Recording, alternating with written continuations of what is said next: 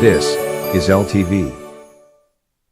Inside Leominster is brought to you in part through the generous support of N.P. Crowley Company Incorporated and by DeCarolus Insurance Agency Incorporated.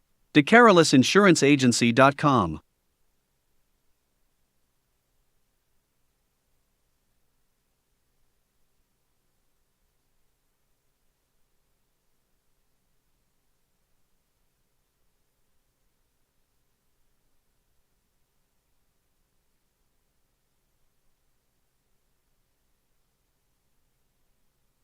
Slow things down, time on the shot clock.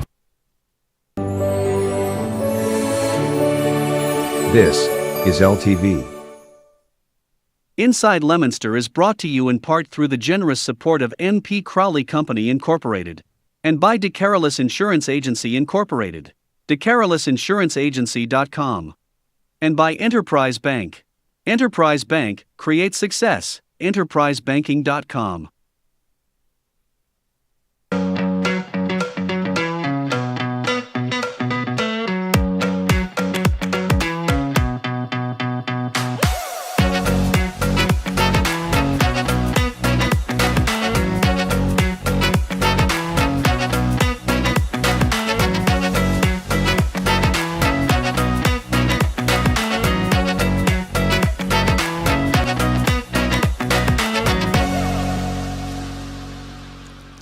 Hello and welcome to Inside Leominster. My name is Dean Mazzarella, Mayor for the City of Leominster, and we've got a busy afternoon here, and thanks for watching. Our phone number is 978-534-1626, and yes, we are live here this evening and this afternoon, and if you're watching or if you're not and catch us later, then it might be taped, but we meet here every Thursday night at 4 o'clock, except for around Christmas time when we do it at 6. There are a couple of times during the year that we change things around, but we found it much easier to produce and to do the show at 4 in the afternoon rather than the old days when we used to do it at 6:30 in the afternoon. So yes, we'd still do it a couple of times at 6:30, but for the most part, we're here at 4 o'clock. So anyway, our phone number is 978-534-1626. They started the show a little early today, just because I'm usually late, right?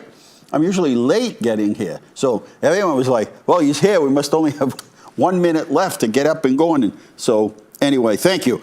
No Art today. Art's wife passed away a couple of weeks ago. And as you know, Art calls here for the Art Report every week. And Rita had some surgery done, ran into some complications, and as a result of those complications, passed away a couple of weeks ago. So our condolences. Art is like a family to many of us. Many only met Art through the show. Many have known Art for so many years, and some a lifetime. But he's become a good friend, and Rita as well. And so our condolences out to his family. It's a difficult time for him, and so as we all kind of rally around Art during these tough days, and hopefully he'll be joining us soon. Hopefully that when he feels comfortable, he'll be back on with us. All right, so let's see what's happening. So the coffee crawl, nice job. LTV went out there and visited most of the coffee crawl participants, and you can still, believe it or not, you can still get a ticket. Now, people are coming in today. I heard them out there, and they're like, I'm going to spend my weekend. I'm going to spend my Saturday traveling around. I'm like, that's a lot of octane. But you're like, no, I'm going to go, and people they're bringing friends in. And the whole idea is to have some fun in the winter time, although today feels like it's spring at 50-something degrees. And yeah, just something to liven things up. Get you out, get you excited, get something, maybe get the kids involved in something that's a whole lot of fun, right? Something the whole family can do. We had bingo last night up at the Veterans Center, and just a ton of people participate in these family bingo nights. And anyway, so here's how the coffee crawl works. You come to City Hall to the mayor's office. You get a $4 coupon. You buy a $4 coupon. On that coupon, it lists everyone that's participating. You can visit every single one of those cafes or coffee locations. And they'll sell you a coffee for $1. You decide which one is your favorite. you write that in, get it back to City Hall, and you may be a winner of our raffle. How's that? Isn't that cool? And then coming up on Monday is Garden Mania. And I'm doing this just because it's going to be a busy day here, busy afternoon, busy show. And Garden Mania is at City Hall at night. I think it's like 6 to 8 or 5 to 8. I'll read it later, but it's you get a lot of good advice if you're really into plants, or maybe you don't know anything about plants. And sometimes you go to some of these big garden centers and they don't know any more about plants that they're selling than you do. And maybe there's a plant, it's starting to take a turn and it's not doing so well and you want to get some information. Great opportunity to do that. And that's at City Hall on the 29th of January. And imagine next week is week from today, the 1st.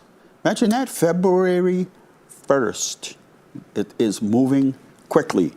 And this up and down weather, when it's like spring and then it's like sub-zero weather conditions and then snow and then rain, it looks like that pattern will continue along. We're going to take a short break here at Inside Leominster, then we'll be back because we have some interesting guests for you today.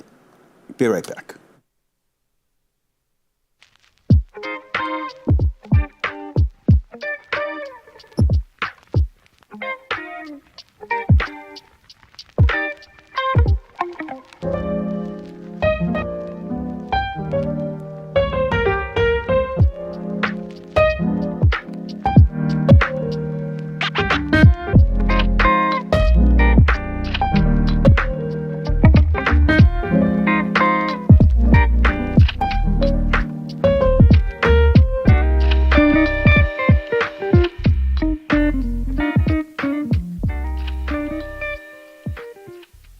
Welcome back to the 2024 Coffee Crawl. I'm your host, Scott Kurland, and I am here with Fernanda and Lays. And we're here at Robust Coffee, which they both own together. So how did you get involved with the Coffee Crawl? So we had someone from the city reach out to us, asking if we wanted to participate, and we just thought it was a great idea to get involved with the community, have people get to know us better, give back to the community somehow. Yeah. So we were very excited. We bought the store about a year ago, and last year it was everything new to us, so we'd enjoyed the Coffee Crawl last year because of that, and we thought this was the perfect timing to do that this year. So people get to know us as the new owners under new ownership, because Robust was open before as a different name. So we wanted to put it out there that new owners, we changed a couple of things, so we want people to get to know us better. So why is it important to you to give back to the community? So we grew up here in Leominster, and we went to high school here, so we like that we're able to give back to the community now that we are business owners here in Leominster. So we're very excited that now we get to do our share doing that. And as a small business owner, we think it's so important to get involved, and we value every single customer, because as a small business, it's so important. Our customers is what keeps us going. So anything we can do to give it back and to get involved, we're in it. Now, the most important question I've been asking is coffee the most important thing to start your day? Yes. I'm nobody without coffee, so I think that you cannot trust the person that does not drink coffee. First coffee and then everything else. That's our motto here. Yeah. So what I've been doing is I've been testing all the coffee.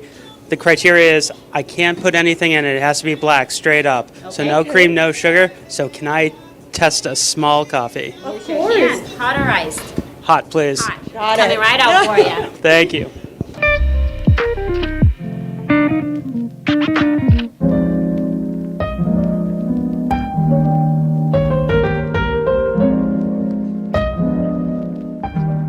So, I have my coffee. Let's try this out. Oh, that's good. That's good. That's So I've been noticing a trend with most of the donut shop coffees have a more lighter taste. This is much stronger. Yes. I Robust. like that. Yes, Yeah, robust coffee. So very nutty. I'm getting a nutty taste from it.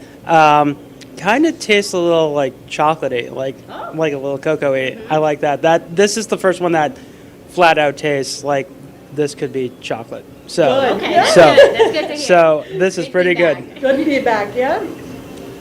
So, ladies, thank you so much. There you go. Scott gets to go out and have coffee while we're in here working.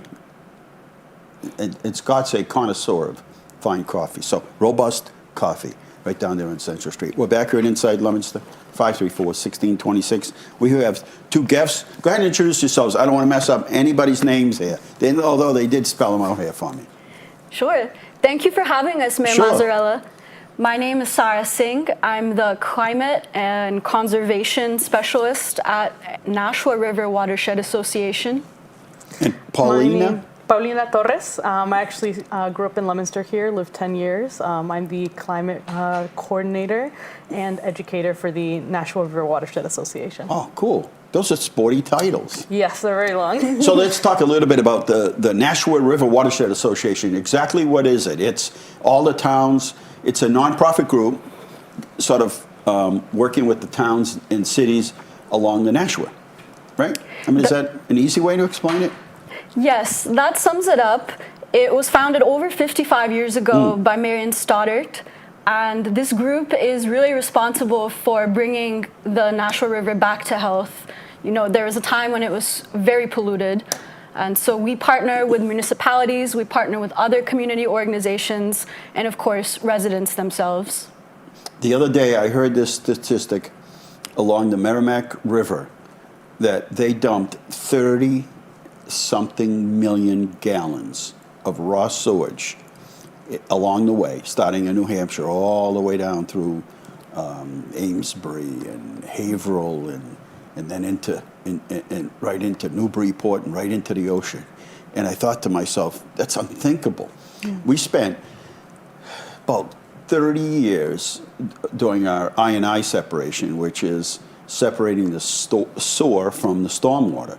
Because obviously what would happen is when you get a big storm, if you have the systems connected, you can't handle that much water. And when it gets to the treatment plant, you can't process it. So you just have to discharge it into the river. I think it still goes on in some spots near the Nashua River. I'm not sure where, but I know in Leominster, we've spent a lot of money. The taxpayers and the users have spent a lot of money separating the systems so that we're not filtering and cleaning clean water, which basically could be handled differently than, say, sewer water.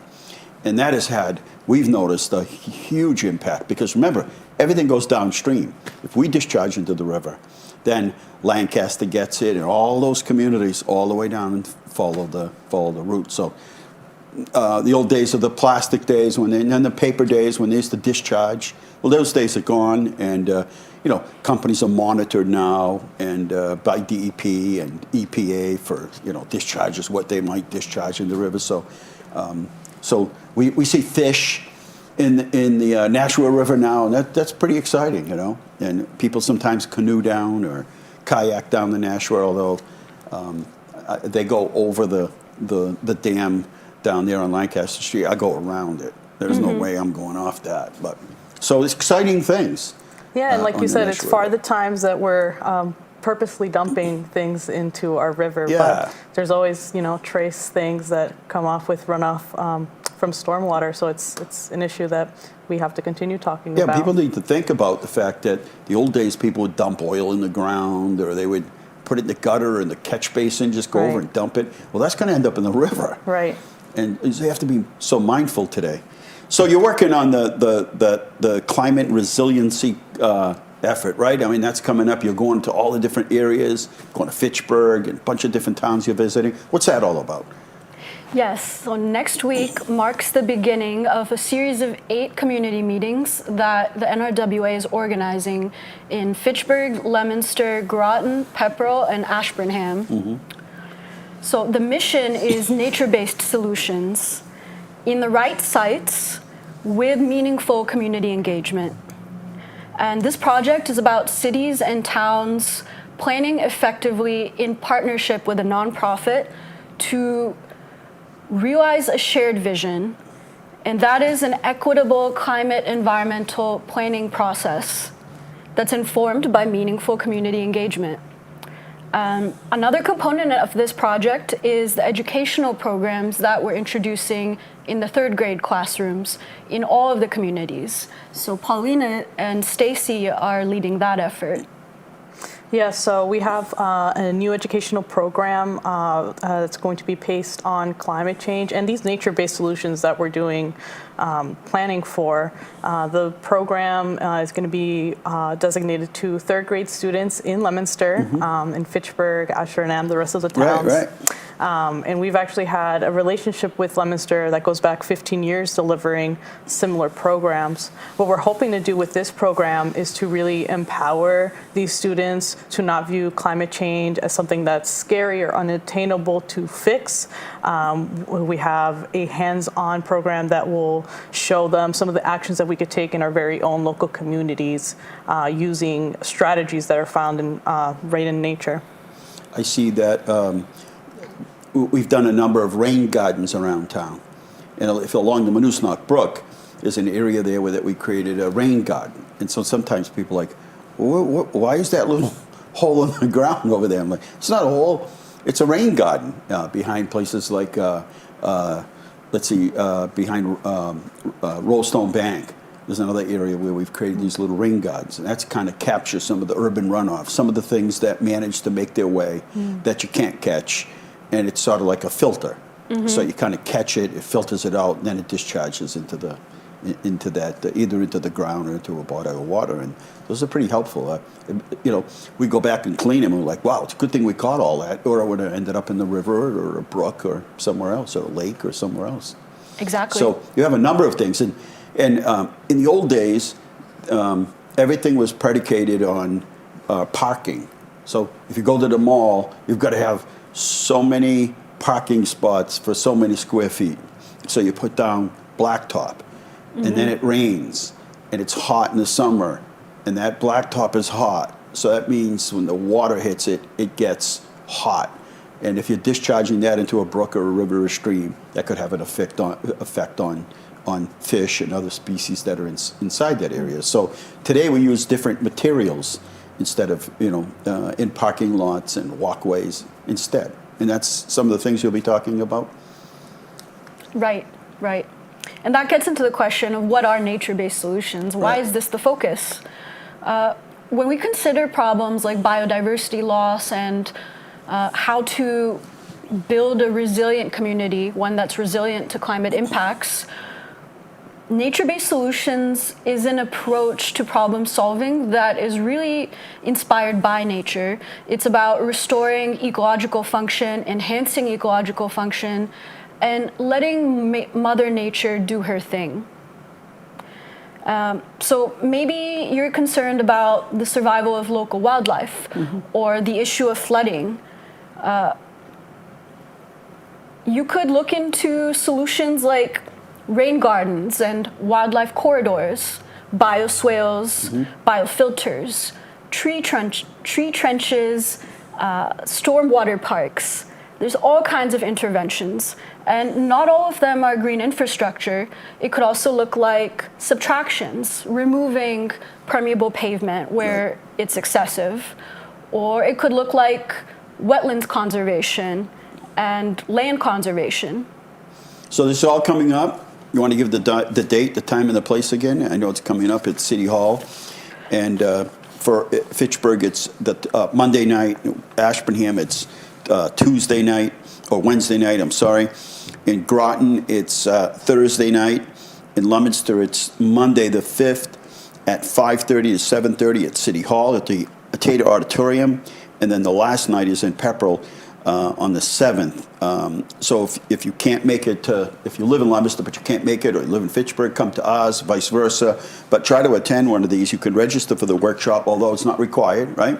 At Nashua River Watershed.org, and you'll get all the information there. And they've got these nice little colorful pictures, what is green infrastructure.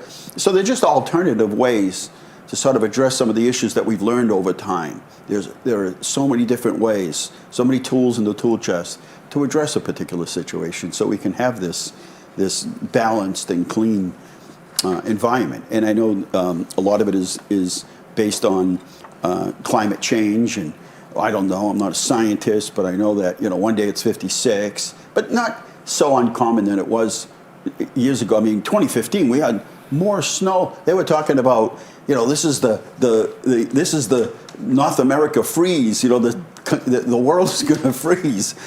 And we just had snow after snow, and then we had sub-zero temperatures.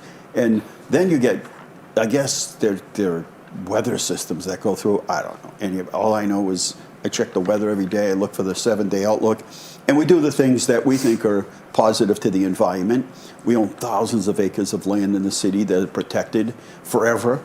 And those are protected for open space, for watershed preservation and control of the watershed, so we can control what happens there. So these are all good things. So you're going to want to attend, and you won't be disappointed. You'll learn some things, and you'll be able to engage with others that are interested in it as well. And then you'll start the 3rd grade program. Yes. That's a perfect time to start, because their brains are like sponges, right? Right, and no we pun work intended here. from 2nd grade to 4th grade, so now we've got captured 3rd grade, and hopefully we could bring more programs out here. So we hope to see you all there.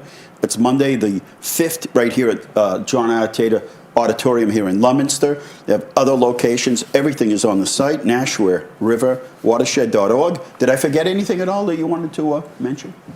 I know you spent time getting prepared, so Oh, yeah. the rest of the time is yours. Okay. So I'd like to share what we've learned so far in our discussions with the municipal staff in all 5 communities. We had some meetings in December, and we learned that flooding and water quality are still very significant concerns shared by all of these 5 communities across the watershed region. Algal blooms and phosphorus runoff in Leominster specifically.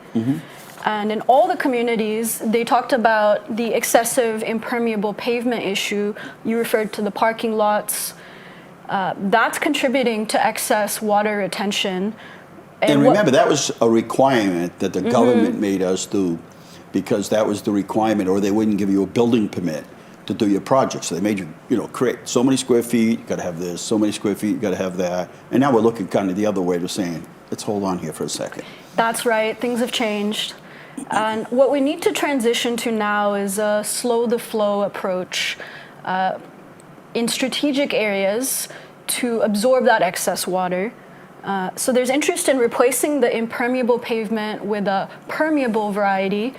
And there's also a focus on increasing the green spaces in all these communities, both for their practical and aesthetic value, because more vegetation means more water is absorbed and also cleaner air.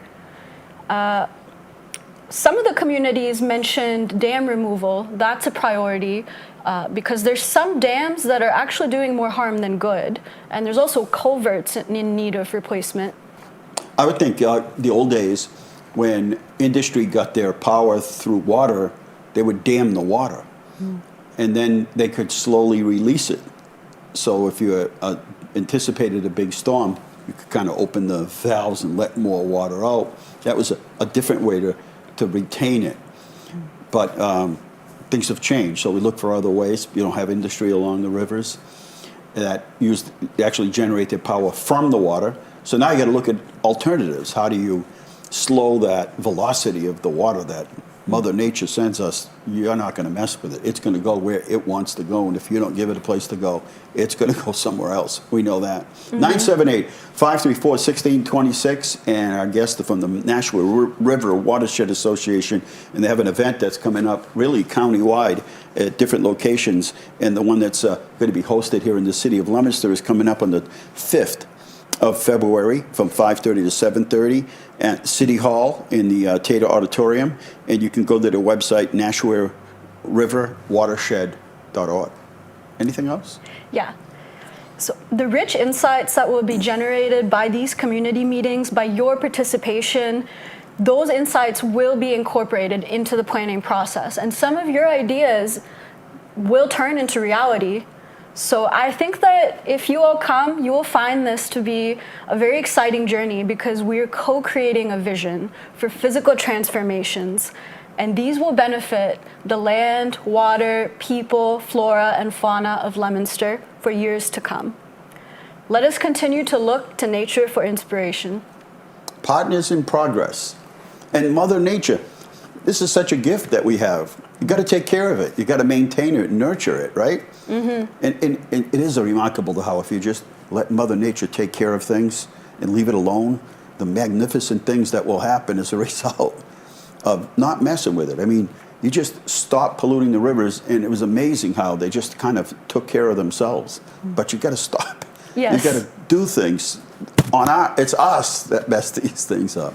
All right, thank you, ladies, for coming on. I look forward to seeing the curriculum for these students from 2nd grade to 4th, you said? 2nd to 4th? This program will be for 3rd grade, but we are out there doing all the grades. I thought you said 2nd grade. Okay. Yeah. Good enough. Thank you, ladies. We look forward to seeing you. We're going to take a short break here. I guess, are we going to have more coffee?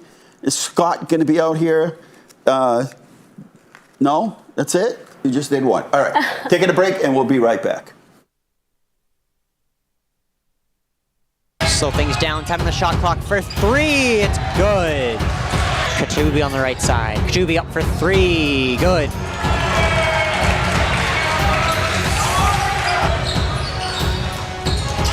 Kachubi drives, draws the foul, and 1. McCormick crosses him up for 2, and it's there. 3. Looking to speed things up now. Miles Brady, the Blue Devils will steal it. Docker the other way. Lopez for 2, Blue Devils. First, he just checked in. And an aggressive inbound. Reese Lutter through traffic to Lopez right underneath. The driving the other way. Mitchell Doncourt for 2, and it's good, the layup. Starting to see a little bit of frustration from Wachusett. Just can't get anything to go right now. The spin from McCormick, back out. Daka will slow things down. Plenty of time on the shot clock. McCormick drives in. Out across, and that's an easy 2. 13, the active lead for the Blue Devils. Kachubi for 3, nothing but net, 27-17. Up top driving, but no good. That was Hunter Berry. Now on how to play off of Blue Devil, off Lopez. We have about 1 minute. Bring it the other way. Ooh, Daka went in for that one. Into the middle. And that's blocked, but McCormick gets it back. McCormick drives in for the foul line for 2. Good. McCormick.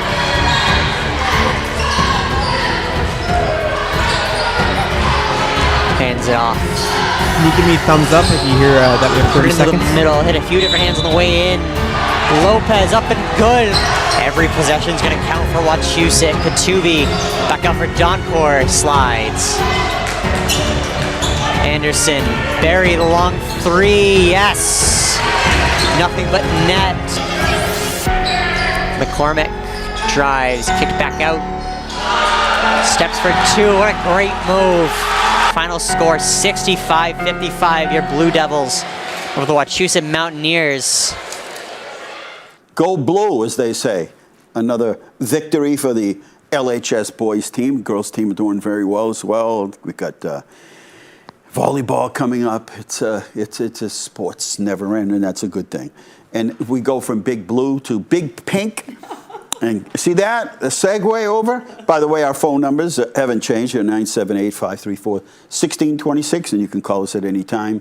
And even if you want to derail us, no pun intended. See that? See me? I'm good tonight. You want to derail us into another subject? That's okay. That we work on those kinds of things. We're really best at diverting our attention to another subject. But in the meantime, Kathy DiRusso is here. Just back from where?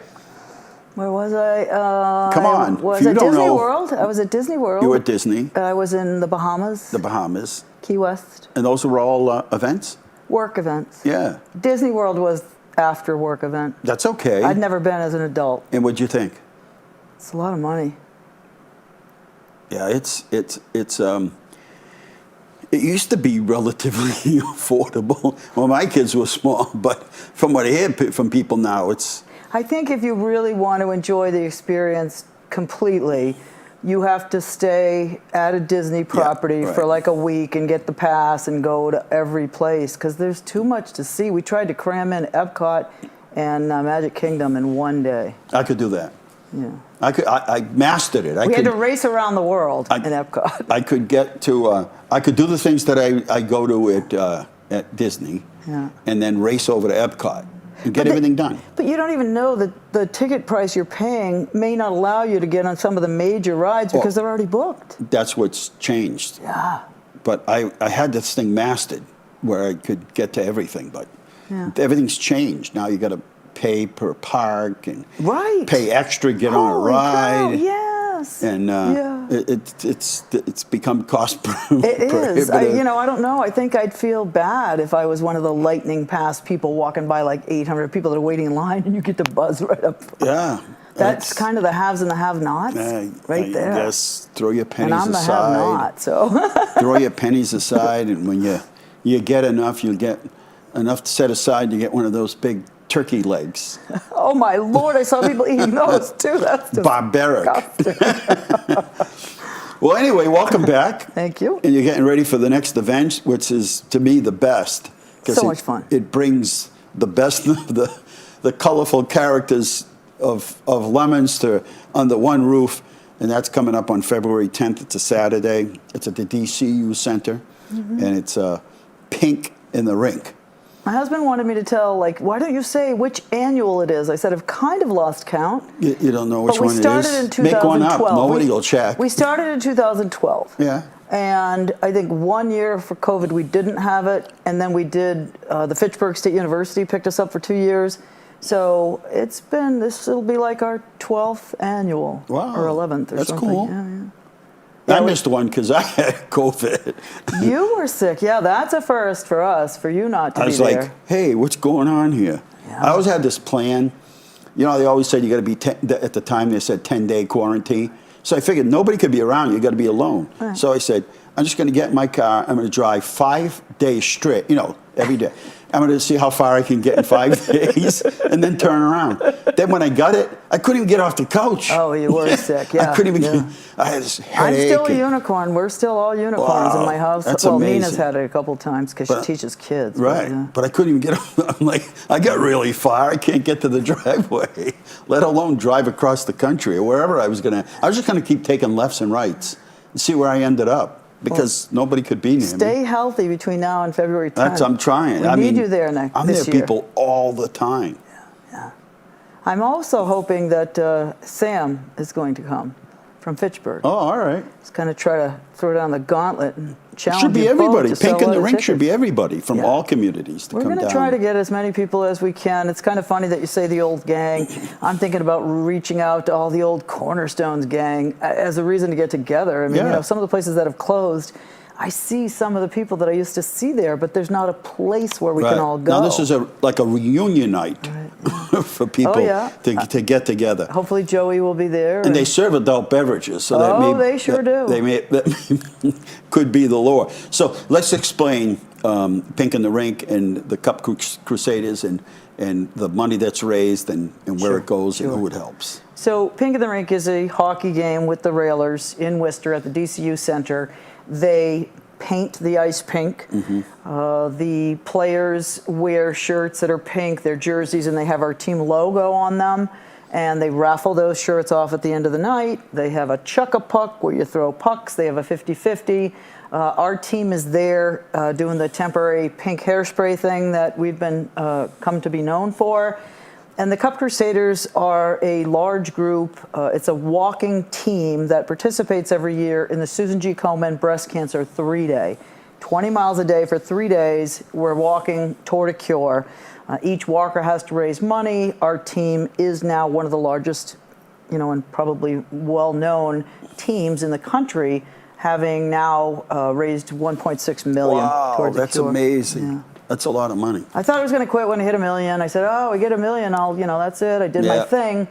Then Heather died. My co-captain died in 2018. So I said, let's work on a second $1 million. So we shall see. We're making progress. Drugs are better. Treatments are better. People are surviving breast cancer.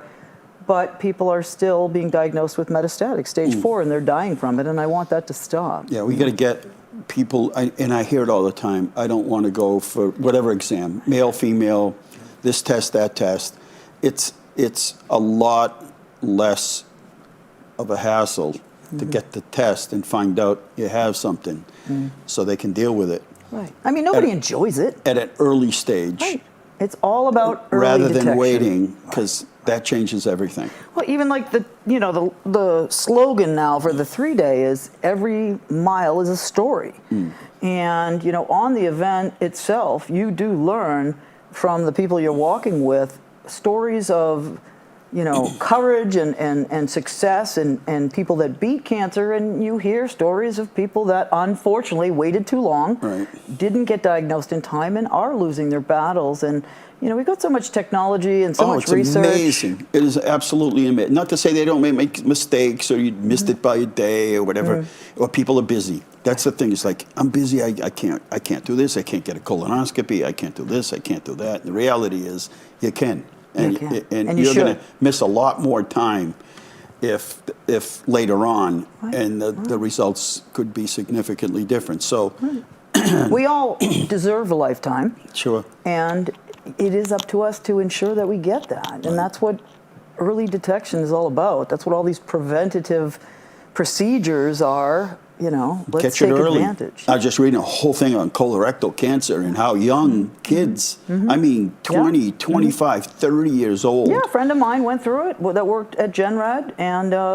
it was a very surprising diagnosis, and she was young. Yeah, young, unbelievably young. And so now they've changed the focus to, the old days would be 50 years old or something, or 45. Now they've lowered it to 45, but now they've even lowered it sooner. And now they're saying, look, if you get symptoms, get to a doctor. Right away. And there's just so many stories in the last 6 months that I heard of. Young people.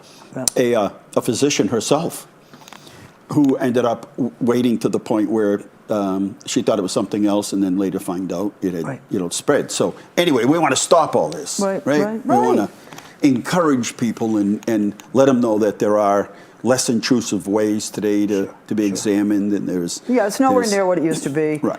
A big focus for us as well now is people of color. Women of color have a 40% higher mortality rate if they are diagnosed with breast cancer, and it's not just socioeconomic. I mean, there's a lot of reasons. I was talking to someone at the airport about it, and I said to him, let me ask you, in your family, if you hear that someone has breast cancer, is it told to you like this?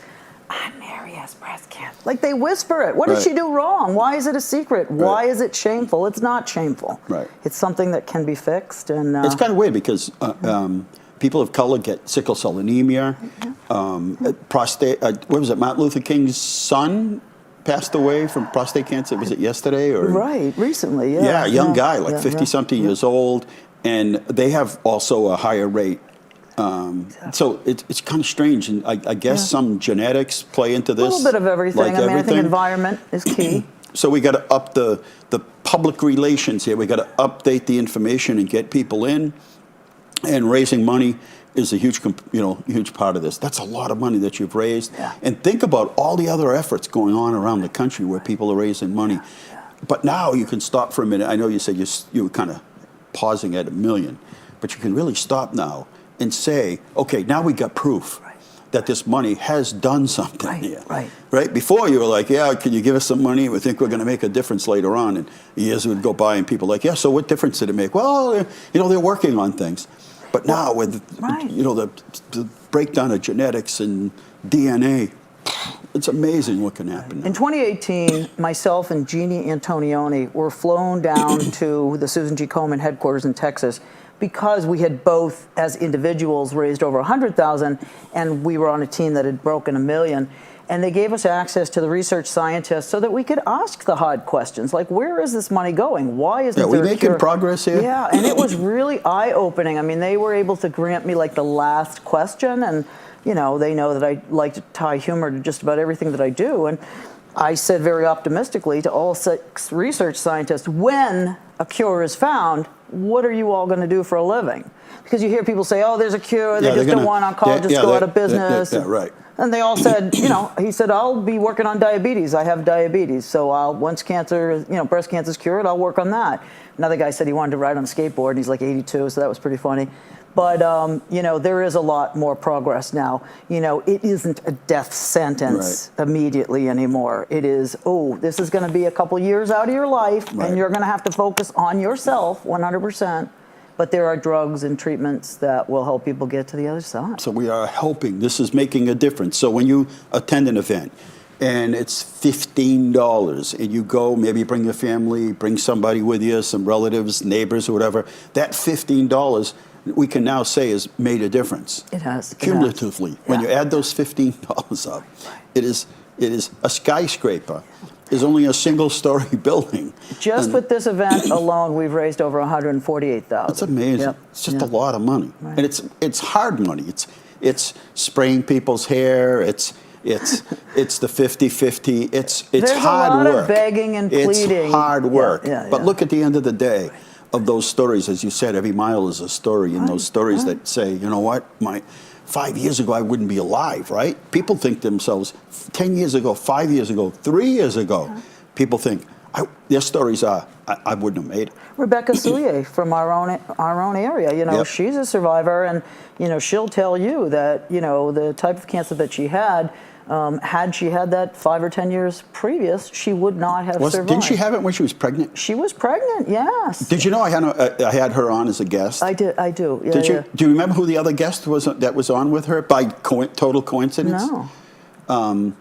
It was Paul Keating's daughter, who's now a doctor, who now is the head of the research for that exact. So the doctor she was working for at the time, she wasn't a doctor at the time. His specialty was treating ladies with cancer while they were pregnant. That happened right here without any coordination. That just kind of happened. I was talking to Paul Keating, and I saw an article about his daughter, and then Rebecca she had come on, and somebody had told me about her situation. I said, geez, let's get him on. It sounds a little bit, it's cancer kind of stuff, research and this. It was to the T. Wow. Imagine that. That's and now amazing. she heads up this unit that's responsible for thousands of researchers and physicians. Imagine that. Yeah, and even on the walk, it's very sad when we find like somebody's walking, a gentleman, and he's walking for his wife and his 2 daughters because they lost their mother, at such a young age. It's those terrible. are the people that we want it to stop, And that's what the $15 helps to do. Yeah. And it's 15 from somewhere else, and it's spraying the hair. It's the Johnny Appleseed Festival. We're going to have the T-shirts this year that say "Slap the Puck Oh, out of cancer."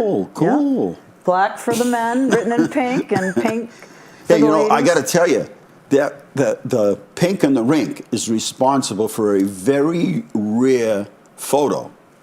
I don't know if you knew this, but at the time, the governor was there. We were all together, right? Governor, lieutenant governor, and their spouses.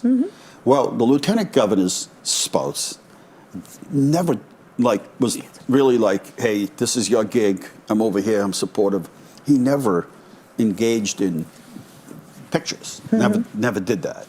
So I said, hey, let's get a picture while we're here. It's kind of cool, right? Everybody was dressed down, having fun, and lieutenant governor said, Steve doesn't do pictures. I said, Steve. So I said, well, if I can get Steve to do it, can we get a picture? Sure. But he's not going to do it. Steve, listen, this is like a rare time. We're at Pink in the Rink. Take one for the team. And he did. Wow. Yeah, it was a rare photo op. I will never forget that day because I got to spray paint Charlie Baker's Baker's head. Yeah. See?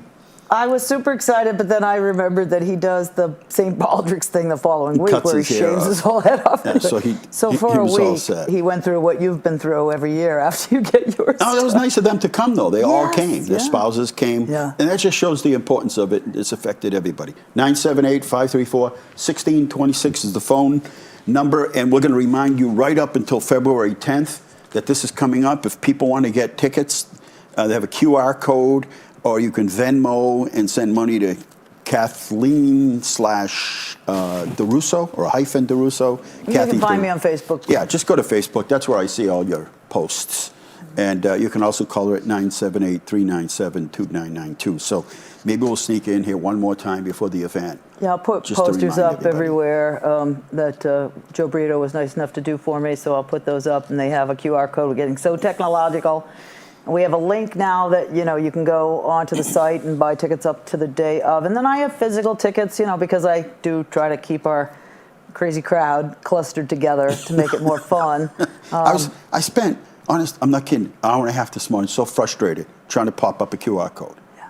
And I couldn't get it. Yeah. So then I asked somebody else, I said, will you please look at this QR code? And they're like, it's unreadable. Somebody didn't set it up right. Yeah. It's unreadable. I'm like, Right. I tried so long. Because if you pop up a QR code, everything's right there. Right You don't there. have to fool around. Right. In fact, this one backfills your information. It's already got it. You're just re-registering from the previous year. That AI? And I'm like, I do not want to have to fill out all that information again. Yeah. I'm like, so I spent an hour and a half trying to figure out this thing. I was so frustrated. Then she looks at it in 2 seconds and says, it's too smudged. It's in case you... Oh, right.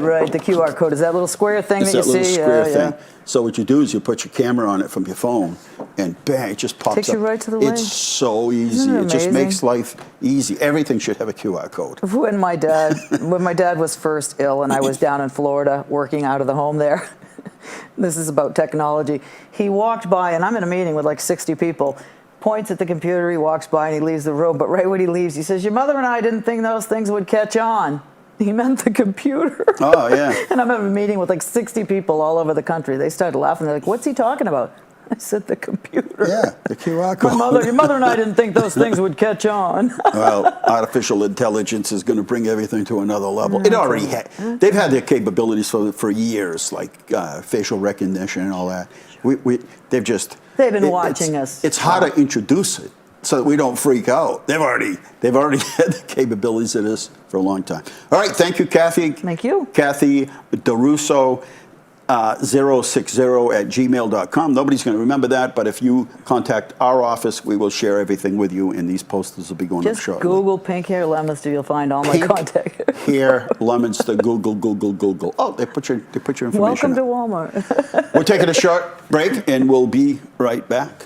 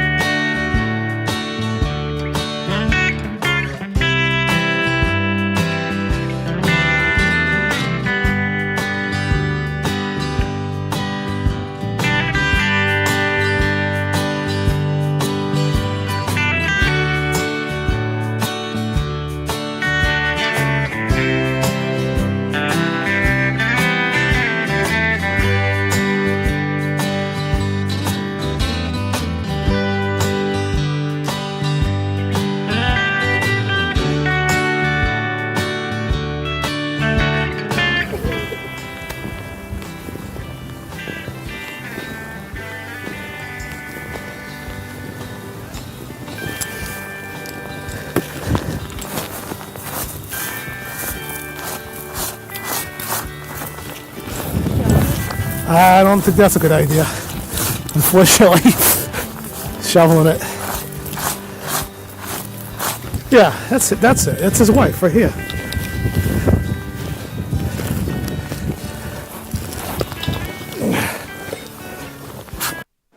On a cold winter day, go visit the historic cemetery.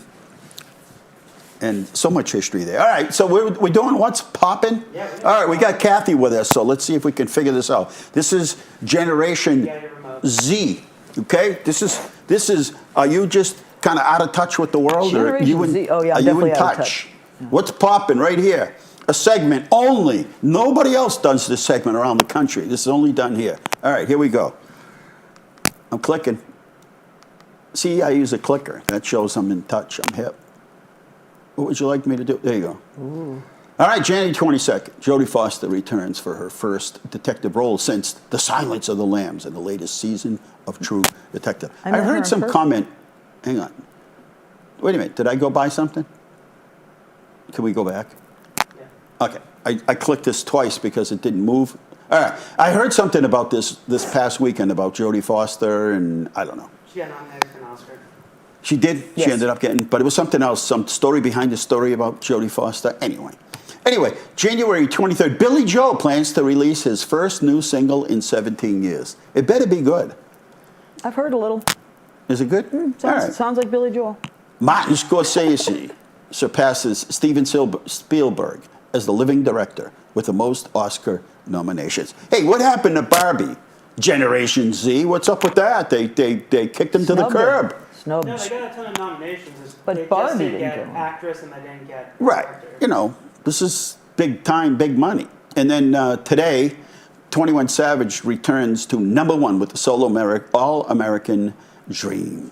So that's pretty good, huh? We're hip. Look at that. I'm in touch.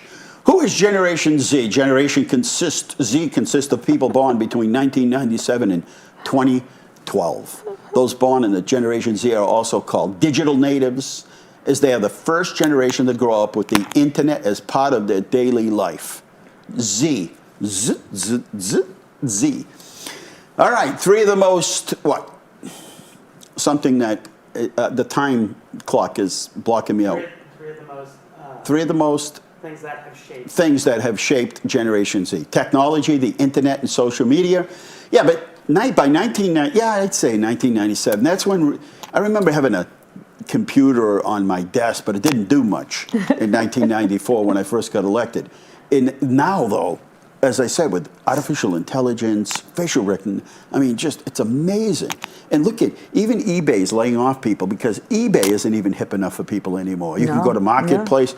Yeah. It changes. Technology, the internet, and social media. COVID-19, the pandemic lockdown, yeah, that hit Generation Z. Now, we've never experienced as young adults. And climate anxiety, the sustainability movement, yeah, I guess they're brought up with the whole climate change and, right? And look they're living through all these storms are everywhere. Did you know that Generation Z represents the most radically and ethnically diverse generation in United States history? Well, yeah.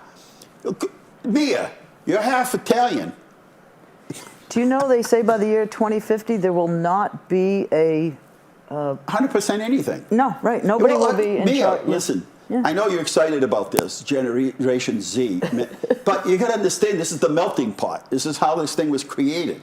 So you got to understand, anybody that was a native of any other country has been here. So Latinos have been here since early 1950s. But imagine there won't be a majority race by 2050. There won't.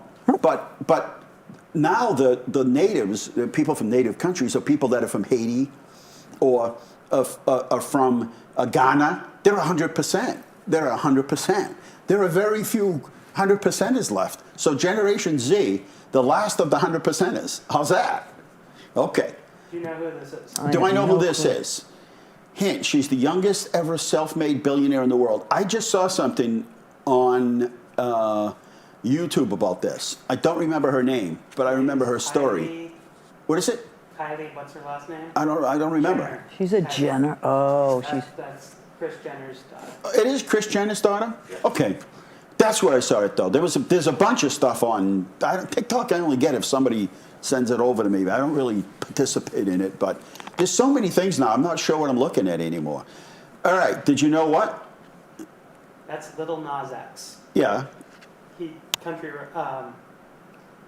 What is the song? I know. Country Road. Gonna ride my horse and hope down. Oh, that's the guy. Yeah, that's a good song. I can't believe you got it out of that. No, but it's a decent song. Right. And it's I a give him country credit. song. Did he make any money, though? I mean, is he making any money with it? Okay. Yeah. Good. All right. Because, agents and stuff getting away with all this stuff. All right, I'm clicking, but ain't nothing happening. Yeah, she's the originator of the Vasco. Is it Vasco Girl? Aesthetic in 2016. Who is she? That's Emma Chamberlain. No clue. I don't know. No clue. He was dubbed as Generation Z's leading man by GQ. He looks familiar. Did he play Elvis? He looks like a kid He of. was one of the Elvises. That's Jacob Elordi. He looks like somebody's kid. He probably is somebody's Right? kid. All right, let's go to the next one. Are you more hip than Generation Zers? Period. Yeah, somebody said, listen to this. I invented the word grind because I use it so common. I've self-proclaimed. So somebody said something about Dunkin' Donuts, the grind the other day. I said, and they're like, you know what it means. I'm like, well, I know what I mean. Grinding means working hard. The grind. Get up in the morning, drive down, get you're aggravated, go to work, people are in your way, right? And they're like, yeah, that's what it is. And I'm like, well, don't let Dunkin' Donuts take the credit for that. All right. Period means, I say the end. Let's end the conversation. Done. What's it mean? Used at the end of the statement to add emphasis on intensity to the point made. And that's my personal opinion on that, Mary. Period. Do I get it? Am I more hipper than a... See? Me and I were talking about this. It should be exclamation point. Like at the end of Willy Wonka? Yeah. When he throws the grandfather and the kid out and says, and you violated, and then he goes, good day. Huh? He goes, good day. Meaning, hit the road. And then later on, you know the rest of the story. Hey, the coffee crawl's still going on. You can still get your tickets, $4 at City Hall. You get to go visit all these coffee places, and you get to decide what is your favorite coffee. We have Veterans Tuesdays at the Leominster Veterans Center. Coffee, cards, and lunch. They actually do lunch 11:30 promptly. Doors open at 9. Just a bunch of veterans hanging out, fellowship, as they say. And a bunch of things happen at the rec department, at the library, and as you know, we try to keep kids and families busy during February vacation. We had all kinds of things planned. Go to our website. Everything is on that website now. I can say that with certainty. Pink Flamingo. Leominster-ma.gov. And don't forget, next Friday is Flamingo Day. Everybody, you hear they want to get rid of that moldy, ratty thing that comes out of the ground, that creepy thing that is on the list of coyotes and rats for me. And they want to get rid of it because they say it's inhumane to have the rat coming out of the hole. And here we are. We led that effort. We have the flamingo, the plastic pink flamingo. No one's hurt. The recyclable plastic flamingo. That is the humane way. So we led the nation one more time. And the pink flamingo is going to be out there February 2nd, downtown, right in the Common, 8 o'clock. I'd say, look at your earrings, huh? I didn't know whether you know. Look how cool you Pink are. flamingo earrings. So Generation Z-ish. Anyway, we'll be out there. Stop down. We're going to find out how much more time we have to this thing called winter. And what else do we have to say here? All right. I just wanted to make sure. I have to make that. I actually even have a pink flamingo. Oh, you got to come costume. down. We have a lot of fun. And Garden Mania is, let me do a couple of, do we have pictures of the week? Oh, let's do those before we leave. All right, let's do photos of the week. Pictures of the week. Welcome, 2 new police officers here, just graduated from the police academy. And, we're finally getting into the, it's been a long time to try to get to the maximum that we were shooting for. But anyway, congratulations to them and their families, and that we did on Monday. All right, next. Lots of water in the Nashua River. Boy, I've never, usually this time of year, everything's frozen over. You got a trickle going through. Well, plenty of water going through on that Nashua River, I can tell you that. Beautiful, by the way. See ducks out there. And my clicker's not working, kids. Getting started on the project downtown. I know people are upset about the trees that we cut, but they literally said, yeah, you can leave the trees up, but you're going to have to section off the area underneath it. And you won't be able to use that because a branch could come off or the tree could fall at any time. So we're like, okay, we got to cut them down. We're going to plant new trees. It'll be beautiful out there when they're done. Next slide, please. The MMA meeting in Boston last weekend, and we were talking about resiliency, and we were talking about storms. And, who got that picture? That's me. Okay, so that's the mayor's meeting on Saturday morning. We had 36 mayors from across the state, and our 2 senators, Markey and Warren, were there, as well as the lieutenant governor, who was the mayor of Salem at one time. So look at me looking all important over there. Next slide, please. And visit our Winter Wonderland. We're going to keep it up to the end of the month, maybe a little bit into the new month. But stop by, and you get to see. That's all. A lot of it is Louis Charpentier's creation, so you don't want to miss it. Stop by. Next slide, please. And the Recreation Department What did they make? Those are cool. I can't see. Mini gnomes. Gnomes. They made their own gnomes at the recreation department. Great job. We got to move that clock because I can't see anything up top. You know that clock thing at the top there? Yeah, well, not now. Someday. Next slide. And Recreation's Frosty Fun Youth Art Program. Look how cool. Boy, Louis would be pretty proud of seeing these kids. One more slide or two more, whatever we got. Another slide, please. Is that it? And Leominster Talks weather at the MMA meeting. I couldn't make it back. I was in the middle of a snowstorm coming through Route 84 in Pennsylvania and in Virginia. And we were there as speaking on the weather and how to handle storms and all these funky things they've thrown at us. Anyway, Wendy went down with art from the Wendy in our office, and art from the Leominster Emergency Management. One more slide, or is that it? And remembering Miss Moody. It's very tragic. She was my neighbor up in Maine in our campground, and our coach at Fallbrook School. Just Every an absolute kid's been sweetheart. through the system, She'd see me walking through the halls and say, "Let's go. Let's do the leap of faith." So you'd have to climb the wall, climb across the beams, and then dive out and grab the rope. And sorely missed. And I think that was one thing that impacted the whole community. So She led such a healthy lifestyle. and she led the too. healthy lifestyle. But let me tell you, she fought the fight. More, I mean, that will to live is just an amazing thing. Anyway, we're out of time here at Inside Leominster. Thank you, Kathy, for hanging in there with me. And thank you to the crew here for coming in. And we'll see you next Thursday. And good night. God bless you. Remember, the world is run by those who show up. February 10th, please show up. Good night.